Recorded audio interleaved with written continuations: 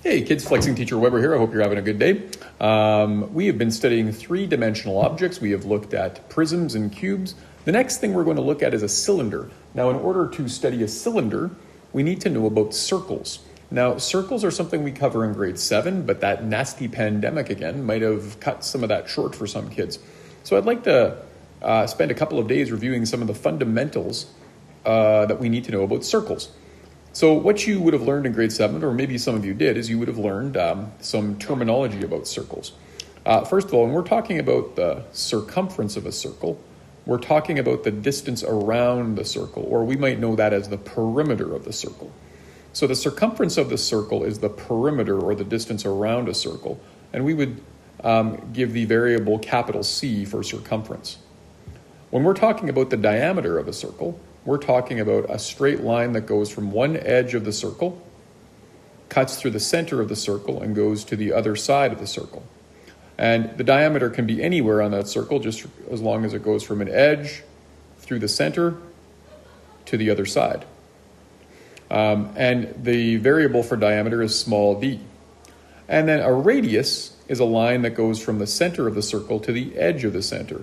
And basically you can see that the radius is half the diameter. So when we're talking about the radius is also half the diameter. So when we're talking about circles, we need to know about circumference, the distance around, diameter, a distance through the center of the circle from one edge to the other, and radius is half of the diameter. Now, what I would have had you done in grade 7, or if you were in class this year, is what I would have done is I would have given you a bunch of circles, or I would have had you find circles. For each circle, what we would do is we would take string, and we would put string around the circle, and we would measure the amount of string that goes around the circle, and that would get you the circumference of the circle. I would also get you to measure the diameter of the circle, and we would record our numbers in a chart. So we would do 6 circles where we would go with a piece of string and we would measure the distance around the circle, the circumference, and then measure the diameter of the circle. And we would do that for 6 circles. Medium circles, big circles, little circles, you name it. We would do it for all sorts of circles. We would measure their circumference with a piece of string and measure that string, and we would measure their diameter. And we would track it in a chart. We'd take our 6 circles, we'd track that in a chart. We'd record the circumference, and I did that on these circles. So I went and actually measured them myself. So for example, the first circle is 17.4 centimeters around for the circumference, and the diameter is 4.5 centimeters. And then what I would have had you do is I would have had you take the circumference and divide it by the diameter, and do that division to 2 decimal spots. And do that for each of these. Take the circumference and divide by the diameter and record that number in this column. And look at what you get. Every time when I did this, I got numbers that were right around 3. Now, if I did this perfectly, I should get a number that rounds off to about 3.14. Not exactly 3.14, but about 3.14. And what we would have discovered is we would have discovered the famous number pi. Pi is the circumference of the circle divided by the diameter of the circle. And that's what we would have discovered in class. So we would have noticed a pattern here that all the C divided by D is always close to 3. And we would have discovered that that ratio of circumference divided by diameter for any circle is approximately 3.14. Now, it's not exactly 3.14. It's a non-terminating, non-repeating decimal, which means it goes on forever in no particular pattern, but we round it off to 3.14. So we can take the circumference of any circle, divide by the diameter, and we always get about 3.14. This ratio was discovered by the Greeks, and it is called the Greek letter pi, not P-I-E, but just P-I. And we use a symbol for that.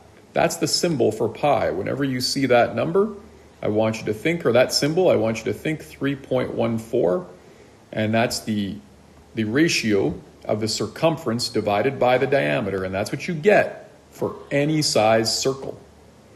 Now, what we're going to do is we're going to develop a math equation for circumference. So here's the math equation that we can develop. We've already established on the previous pages that you can take the circumference for any circle, you can divide by the diameter, and that will be equal to pi, that 3.14 number. That's what we discovered on the previous pages. Circumference divided by diameter equals pi.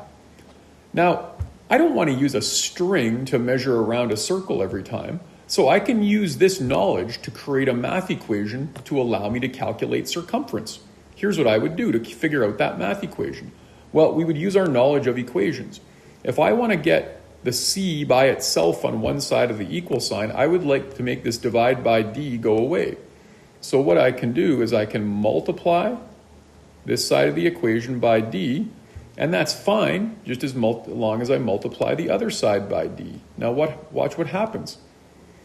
D divided by d just cancels out, and I'm left with circumference equals pi multiplied by diameter. And so this is the math equation I get that will help me figure out circumference. And now I don't have to take a piece of string and measure around the circle to get the circumference. All I need to do is take the diameter, which is easy to measure because it goes straight through the circle, and just multiply it by 3.14, and that will get me the circumference of any circle. So that's the math equation we can develop once we have a knowledge of pi. C equals pi times diameter. Now, some people also know it like this. Since diameter is half the radius, we can also say, some people write it as C equals pi times double the radius. It's also written like that sometimes because doubling the radius gets you the diameter.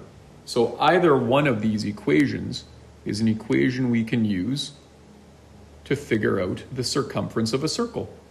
In our next video, we will look at actually how you can calculate the circumference of a circle using that math equation.